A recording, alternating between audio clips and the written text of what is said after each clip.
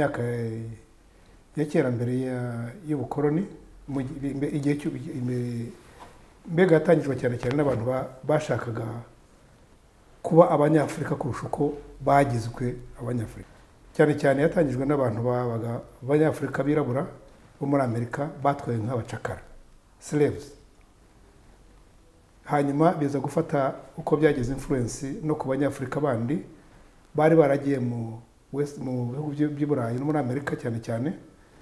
Abandi n'abari batangiye guhumuka, batangira bumva icyo ku munyafurika bivuze, icyo ku munyafurika yabuze n'icyo agomba kuba cyo. So mbere namijya gutangira yari movement ishaka ko abantu bagomba kugarura ku munyafurika. Ababaye slaves bumva kuba muri Afrika ari gloria, kuba muri Afrika ari ibintu by'ingirakamaro, kuba muri Afrika abantu bifatanyije niho baturuka. Abandi bafite emotions na sentiments zo kumva basubira ku muzi wabo. Ubwo rero byabaye hari ababigize, bamwe dufite n'amazina yabo, hari witwa Dubois, hari Gave, hari Makonnen, ni benshi batandukanye. Haza kuziramo n'abanyafurika bandi batari muri diaspora. So ni diaspora yumvaga yifuza kuba yagaruka kugarura ishema ry'ubunyafurika. Abantu rwanda kubona ubwigenge, abandi nabo barabifata basaba bikoresha basanga ibintu byangombwa. So iki gihe urubwo wa mbere bashaka kugira ngo basubizwe ishema ry'ubunyafurika, abandi bumvaga iryo shema ryaba ariko kandi barwanya ubukoloni kugira ngo bazigire independence, bagire kwitegeka. Hari benshi babigiyemo bakoresha uburyo butandukanye, bakoresha kwandika, bakoresha kugenda hirya no hino. Abo nabo barahari. Abo ngabo nabo bavuyemo n'abaperezida b'ibihugu, twavuga nka Mwarimu Nyerere yene kuri groupe imwe, hari Bankuruma, hari abandi nka Baseda Senghor, hari Mesezer, abantu batandukanye. Then hari n'abandi baturukaga muri diaspora, baturuka hanze, nk'uwitwa France Fanon. France Fanon yari yavaga Martinique, ari Umufaransa, ariko ahitamo kurwanira liberation ya Algeria kandi rirwanira aba progressive. So abo ngabo no tugenda dufata urugero biza kugeza none urumva ubwo ni muri icyo gihe no gushaka kugira ngo abanyafurika bagire ubwigenge. Objective cyo barwanyaga ikimbere na mbere bitangira mu kinyejana cya 19 byakurwanya racism, byakurwanya imperialism. Bigeze cyo kurwana ubukoloni, then hariho kurwanya ubukoloni nyine, hariho kurwanya imperialism still no kugomba gushaka kwitegeka. So nibwo barwanya bamwe babona ubwigenge baburwaniye, then nyuma yaho nabwo haza yindi phase. Iyo tuvuze Pan-Africanism spirit cyangwa se Pan-African, jewe ijambo riza muri njyewe ni ijambo rimwe, it's being proud. Kuba uri proud rero ni hahandi byo nyine ubona ni na movement nkoresheje ni hahandi urikunda kuba uri umunyafrika, biragushimishije kuba uri umunyafrika. Banumva ndetse twanakunga ubumwe nkuko leta zunze ubumwe za Amerika zibeze, tukunga ubumwe tukaba leta zunze ubumwe za Afrika bakatugenderaho niba tukomeze kutuvonya kuko dufite ubukungu. Pan-Africanism sprang out as a sort of a resistance movement towards the oppression that Africans were facing, namely the slave trade, which took place for 400 plus years. As you can imagine, you're a human being, you live in your beautiful land, and one day you're shipped off to a foreign land. You are told that God created you as the last within a long list of created beings, so you're the servant of all, and they quote religious scriptures to justify that.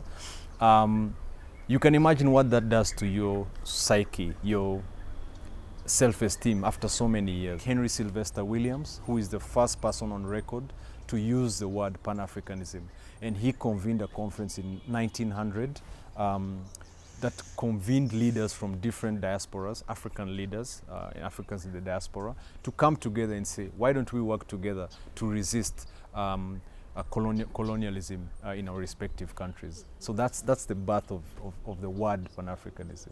Tubyiruka twabyirutse igihe umwami Rudahigwa, Patrice Lumumba,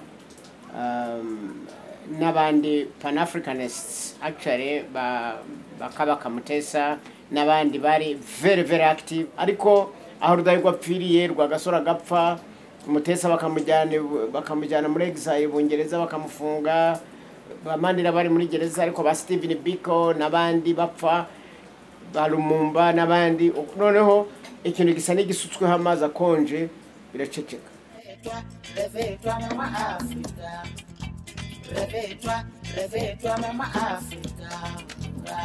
Mama Africa de gloma. Mama Africa de gloma. Réveille-toi, maman Africa. Réveille-toi, maman Africa. Nafite nk'abantu nemeraga really umunyakenya ko twangugiye badiyongo kugira ngo kuba umuntu progressive yari mwarimu mu University of Dar es Salaam Nairobi yari umwanditsi yanditse ibitabo bitandukanye byinshi hari igitabo cyitwa Decolonizing the Mind icyo ni igitabo gifite akamaro hari ibitabo bindi byitwa nk'icyitwa The Writers in Politics aho agerageza kwerekana colonialism kivuga effect ingaruka igira kuba yakolonije icyo yita psychological coercion and mental conditioning mbere nuko ibitekerezo bigenda bihinduka ikindi akavuga ko ibitekerezo biriho nuko ugifite baseless kwicisha bugufi bidafite ishingiro baseless humility ikintu yita an element of self hatred and negative self definition bivuga ko mbere na mbere ukisobanura nabi mu Rwanda turabizi kujya kwisobanura ko dufite igihugu kimwe dufite amateka amwe tuvuga ururimi rumwe turi bamwe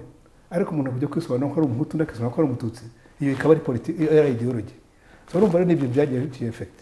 President Kagame yigeze kuvuga ngo ubuhunzi n'umubabaro na genocide byishe abantu ariko ntibyishe ubunyarwanda n'umwuka n'ubuzima bw'ubunyarwanda. Yo kureba uko ibihe bigenda ubu turi mu bihe dushobora kuba tutagita abariho progressive elements bariho n'abatareba badashaka kureba ngo bashimangire ko ubukorona aricyo kibazo aho kugira ngo ujye kurenganya abadukoroneje ngo bateri ibibazo wakwibaza wowe kuki ugomba kubaza ibibazo utyo. Pan-Africanism succeeded on liberation of the continent, what we call the complete emancipation of the African continent. I'll point to a speech given by Kwame Nkrumah in 1957 at the independence of Ghana, when he mentioned, and this was revolutionary at the time, even today, that the independence of Ghana, and I'm quoting his words, the independence of Ghana is meaningless unless it is linked up to the total liberation of the African continent. He converged the first conference of African liberation fighters to take place on the continent. It was called the All African People's Conference in 1958.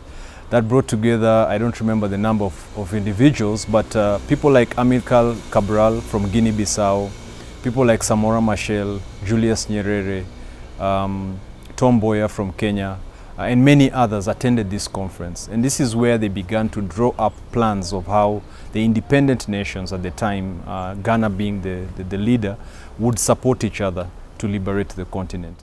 The tremendous challenge that was there at the time to go against nations like Britain, like Germany, like the US, that was also beginning to encroach on the continent, France.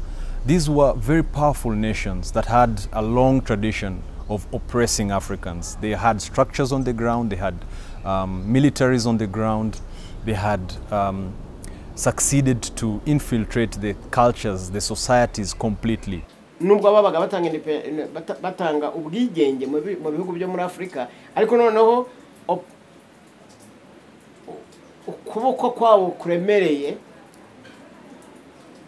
no gucunga no kurinda no guhonyora ibihugu bya Afrika biba bibi kuruta uko byari bimeze mbere. Pan-Africanism did not succeed in planning for what we would do with our newfound freedom. The freedom fighters were wonderful with rhetoric. When they stand up to give a speech, they used to inspire us, but they were terrible managers. Many of them were corrupt. Many of them did not leave lasting visions for their nation. Of course, the challenges were many. But if you look at, for example, I'll just quote a book, The State of Africa by Martin Meredith, and you begin to see the things that our African founding fathers did. People like Kamuzu Hastings Banda from Southern Africa, Nkrumah himself, engaged in things that were, to say the least, undesirable for revolutionary Africans to be doing. Corruption, ineptitude, inability to manage state resources, inability to unleash the potential of the continent. Places like Congo, where we had Patrice Lumumba, he was a great leader, visionary, inspirational, but he did not leave tangible plans for the continent, for his nation. Kuki abayobozi bacu bangara? Kuki umuyobozi adasaza ngo ahereze undi? Uru ruhererekane kuki rubura muri Afrika? Kiri special muri Amerika tutakora niki? Urabona bari abasaza bararuhutse bahereza abandi ngira ngo muri Amerika amaze kuba ba president bangahe buri muntu hasaza na gaciro ke na ubwa president igihugu kikamurinda kikamuha agaciro kuko yakiyoboye ubu bamaze guhererekana ubu na Obama nawe agiye kujya mu bandi baraho kuki twe tutabikora ahubwo icyo nkora mvuga story ya hano iwacu mu Rwanda ndi kuvuga u Rwanda kubera ko niyo nakuriyemo niyo nzi neza nkavuga ngo okay reka dufate urugero story y'amateka y'u Rwanda let's say genocide ntago bazi icyo ari cyo impamvu ndi hano ni kubereka what is Africa. Uganda yabonye independence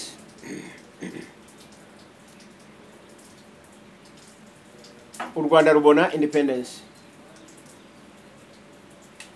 Singapore ibona independence from the British na Uganda from the British. Ariko Singapore, for your information, bagenderaga kuri abenshi naningezaho mbabwira ngo abenshi 70 ngahe kwijana bagenderaga kuri slippers, bagenderaga kuri sandals, sandals bwabo. Ariko today Singapore ni kimwe mu bihugu bikize kwisi. Kimwe mu bihugu bidakize gusa ahubwo by'ibinyabwenge by'ibihanga, biri strategic bizi gutegurira abanyagihugu babo.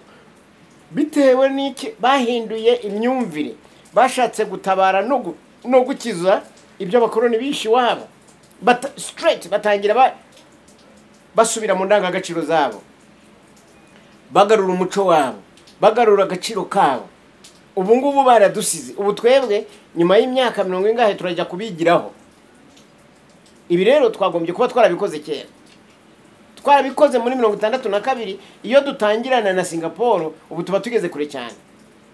Igihe umwuga w'itangazamakuru sinavuga ngo buri segonda buri munota icyo nkoze cyose nguma nibuka ko ndi umunyafrika. Ivyo kubikora numva wagira ngo ahubwo ndimo ndapfobya ko ndiwe singomba icyo kintu gifatanye nanjye kibana n'ubuzima bwanjye kiri muri jye icyo nkora cyose ni nkuko ntaguma nibuka ngo ndi umukobwa sindi umugabo. Byabaye uko ndi umunyafrika nkaguma mbizi ariko iyo habaye ngombwa ko hari ikintu kibinyibutsa biza vuba cyane. Iyo ari inama ndimo iyo biri ibintu ndimo ndakora hari no byinshi nsoma ndimo ndakora inkuru zanjye nkavuga bikaguma biza cyaba kinteye umujinya nabyo bibaho cyangwa kinejeje nkavuga Abanyafrika iki kintu cyabere muri Afrika umunyafrika wagikoze bigahita biza nkabyumva ko ubwo noneho natangiye kujya ku ruhande nyine natangiye kwihuza n'umunyafrika. We are motivated to bring about change. And so Pan-Africanism today is about, in my opinion, building relevant, pragmatic, practical, necessary solutions to the myriad of problems that Africa faces today. But many of us have already broken through those borders. Many of us have friends across the borders. We have friends as far as South Africa, Jamaica, wherever it is, Africans who live there. They are our good friends, we share things, some of us are collaborating on professional levels, we travel to visit them. So the idea that Africa is still divided into nation states, yes, it is a challenge, but many of us have already broken through those borders. Qualities zikora ibyiza ziri muri color ya skin, ziri mu bwonko, mu brains. Kandi brains ikora uko yigishijwe, ikora uko yarezwe. Nibyo bene abanyarwanda bavuga ngo uburere burutiki ubuvuke. Uko twavutse dufite capacity, dufite ubwenge, dufite ubushobozi, dufite ububasha nk'ubwo abanyaziya bafite, nk'ubwo abazungu bafite, nk'ubwo ikiremwa muntu tumeze kimwe. Ariko uburere nibwo bukinagaza abantu cyangwa bukabaha imbaraga zo gukora abantu bakaba inspired cyangwa abantu bagahabwa imbaraga bakiyumvamo imbaraga zibarimo bakaziyumvamo abandi zibarimo ntibaziyumvemo kandi zirimo bitewe n'uburere nuko bigishijwe nuko batojwe nuko bamenyerejwe. ariko afurika ifite capacity, ifite n'ubukungu. Ibyo dufite mu mico yacu, kwigira icyizere niyo shingiro ry'amakiriro yacu. Iyo Pan-Africanism rero ikaza ari uko dushingiye ku byacu dushoboye kugeraho, then collectively tukaba dufite icyerekezo kimwe. Njye numva iyo Pan-Africanism turimo ubu, ariko dusubira inyuma tukavuga ko buri gihe, buri phase yose mu mateka hari ukuntu byagiye baho biterwa na environmental influence y'ibintu biri. Urugero nk'iyo turimo dutora inaha mu rugero rw'i Rwanda dutora abakobwa beza tukavuga ngo twahisemo umukobwa mwiza, ibyo tureberaho nkabona birasa n'ibyo nubwo muri mu Butaliyani bareberaho cyangwa Abafaransa, kandi dusa. Kandi umukobwa mwiza i Rwanda si umukobwa mwiza mu Butaliyani. Umukobwa mwiza i Rwanda ubundi afite, arateretse, afite uko areshya, afite uko agenda, afite uko agaragaza ubukobwa, afite icyo kibuno niba ariko nabivuga, afite ayo maguru. Ariko iyo bigize uhita uhinduka mubi, kandi izo ni criteri z'abo bandi. Umukobwa mwiza w'i Rwanda si ukwasa. Umukobwa mwiza w'umunyafurikakazi ntagomba kubasa n'uwo muri France. Dufite abantu batoshye, bafite ubuzima n'ubumuntu, batekereza kimuntu. Abanyafurika bafite ikintu mu mutima cy'ubumuntu, kandi umuntu wo mu isi yose ntabwo bafite umutima w'umunyafurika gusa.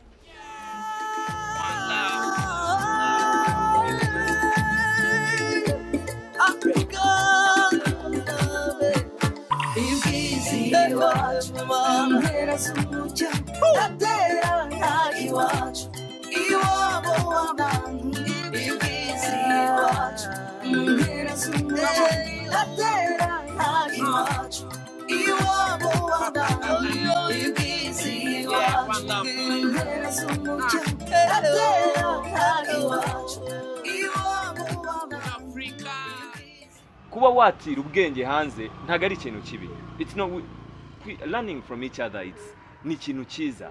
Kuba nakumva umuntu afite beat wenda ya David Guetta du undi akaza akaririmba nyega. I feel right now Africa has all the potential in the world. You see, it's at a stage where most of the innovative ideas are now coming from here. Africans are going abroad to work, and unfortunately they stay there. But I think it would be wiser to stay here and develop Africa and build it, because right now we have all that it takes to do it. Comes and goes. Umuvinyo ukorerwa muri Afrika y'Epfo ntukunde cyane, kumva nuwa hafi, kumva ibihendutse, kumva nuwa make, kumva ni make kuko ari hafi, wenda ntibyatwaye transport nini. Ariko ntabwo mu Faransa ariwo kuko uhenze se kuvuga ngo niwo mwiza cyane. Bino nk'ibyo tukagira icyo kintu, kandi ugifite ibintu byinshi cyane birahinduka. Iwawe mu rugo birahinduka, ahantu mu kazi birahinduka, iyo ugenda birahinduka, iyo uganira n'abari abantu bo muri biriya bihugu birahinduka. Usiko hari abantu babona ukabona nabo kubahwa, genda uwo kububaha. Nabo gufatwa nk'abanyabwenge, ngomba gukonsulta, kubaza uko ibintu bigenda, kandi ntabwo azi uko bigenda kubera ibintu yize naho yakuriye, ariko ntabwo azi uko bigenda aha. Kenda murusha kumenya uko bigenda ibintu hano. Inkunga si ngombwa, n'ubundi inkunga bazitutera mu byacu. Bo bafata ubukungu bwacu, izo zabu ziri muri Kongo bakazibyaza umusaruro, ubundi bakabatera inkunga mu byabo. Ahubwo twagira ubwa bwenge bw'umuntu wahagiye ntagumeyo, akagaruka za nkunga bimwe yize, akagaruka akabyaza umusaruro ibiri muri Afrika yacu. Inkunga tukayishakira ahubwo tukazibatera aho kujya bazidutera. Igihugu cyawe, hanyuma abaturanye n'icyo gihugu. Nagera hanze cyane ndi mu bihugu bya kure, nakumva umuntu avuze quand même Kiswahili, Kigande, nkagarara. Nkumva ko umuntu ari wiwacu, kandi ntabwo anzi. Genda i Kigali nawe wenda ari Lusaka simbizi. Noneho bigakomeza gutyo, kwibona nyine icyo gihugu, ibyo bihugu muturanye muri mu karere kamwe, hanyuma ujye muri continent imwe. Ariko ufite icyo kintu cy'ishyaka. Build nationalism for their people, to make them proud of their nations, be proud to be Rwandan. As you know, it is something that's happening here. We are being taught and encouraged to be proud of who we are, proud of our new identity and so on. The flip side of this is that many people take that too far and begin to compete on those lines or begin to judge on those lines. For example, you say, I'm Rwandan, so I'm better than a Congolese. Kenyans are encouraging Togolese to follow a certain development plan where we're sharing best practices and not looking down on each other. This is one of the major spirits that we need to see amongst the youth. Secondly, young people are involved in leisure.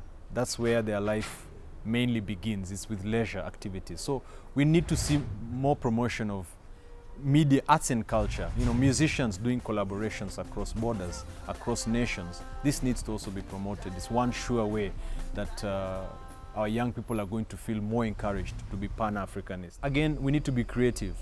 For example, we can use social media to condense some difficult material or some important material for young people to receive. We can put it on t-shirts, young people to make it, Pan-Africanism cool.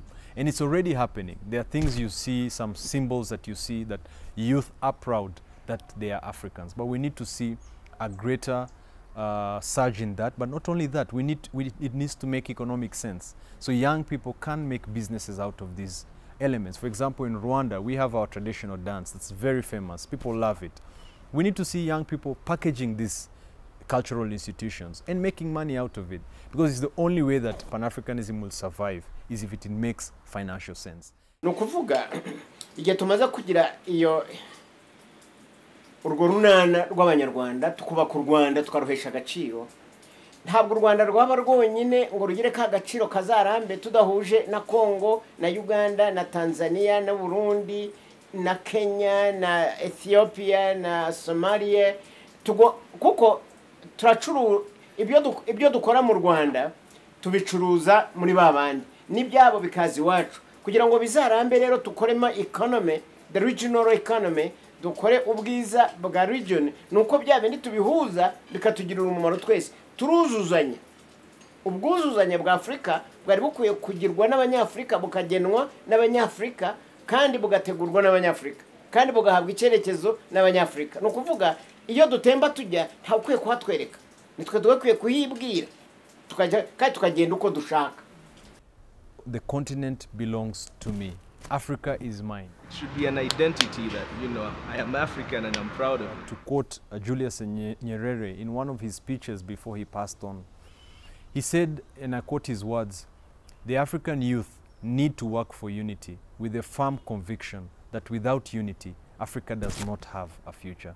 Urubyiruko twese hamwe dutekereje dufite spirit imwe yo gukunda Africa, Pan-Africanism. Ikintu byahinduraho ni iki ngiki. Abantu benshi bajya kwiga mu mahanga, benshi pe, like nkanjye abana twatangiranye kwigana nta n'umuri hano baragiye. Twese tubaye dufite the spirit, yes, tukagenda, but tukagaruka, tugakoresha ibyo twize hanze tukabikoresha hano. Nowadays kugira ngo ubone sponsorship, as system iriho ufata umuntu wo hanze akaba ari presenting a project, wowe umunyafrika you execute. Yabaga babantu njya gupresenting our project banyumva dufite the same like impamvu imwe yo gukunda Africa. Why not? That's what I call Pan-Africanism. It's having the same understanding. Kumva ibintu kimwe, dukunda the same Africa. Atari kuvuga ngo uri umunyafrika ndi umunyafrika ntacyo nakwiga ureka mfatuye. Sasa kibi tugira turikunda, kumva ko ubuzima bwanjye mbubayeho neza undi ubutebayeho nabi ntacyo bitubwiye. Kiza twagira ko buri muntu wese mugenzi wacu yagira ubuzima bwiza nkuko nawe ubufite. Icyambere na mbere tugomba gutangira no kureba ngo uko tumeze dutya ntabwo tumeze neza. Ntangare yo mbona nkamwe babasore n'inkumi, abantu bato, umuntu afite umwana ararera abana ukamujyana mu ishuri bamwigisha igifaransa no mu cyongereza, yavuga ikinyarwanda ukamukubitongora avuga igishenzi. Ikinyarwanda nicyo gishenzi, isoko yawe niyo nshenzi. Twe dukwiye kumenya uko batureze, kwiyanga ko tugomba kubireka mu izina ry'u Rwanda no mu izina ry'agaciro kacu. Abanyarwanda bagomba kumenya indwara barwaye bakivura. Nibyo principe ni imwe yuko abantu bose cyetse afite ikibazo gihera handi, ariko abantu bose bakabe bifuza ko Afrika imera neza. Ariko kubyifuza ni nka kundi wifuza gutera imbere, ukifuza kubaka inzu, ukifuza kugura imodoka, ukifuza gushaka umugabo cyangwa umugore mwiza wize, ariko ukabona saa mbiri zirageze uraryamye, saa yine uraryamye, kandi ukaguma wivuga ko ubishaka. Nta kintu kimwe murakora ngo ubibone. Muri Afrika icyo kintu ngiye mbona kibura. Ugasanga igihugu gituranye n'icyacyo muri Afrika ntacyo bakorana, ntibumva, baranahanganye ndetse n'ikindi kigenzi cyacyo cyo muri Afrika. Ahubwo baratanga raporo bararega baravuga barisungana n'ibindi bihugu by'amahanga. Icyo ni kimwe nyine wenda ufite ibyo ushaka, ariko n'uwo mu bindi bihugu nawe yaje afite ikintu ashaka, si urukundo gusa niba n'urunabamo nawe wari ufite kugenda ufite ikintu ushaka uvuga ntacyo reka mbane nawe tujyane amasezerano dukorane, ariko nzagire uko kunywana n'ibihugu by'iwacu kandi dukorane, kandi ibyo ngomba gukora bizane iwacu mu gihugu cyanjye kandi no mu bihugu duturanye byo muri Afurika. Iyo Pan-Africanism mbere na mbere twagize Organization of African Unity OAU, then za kwevolwa iba African Union.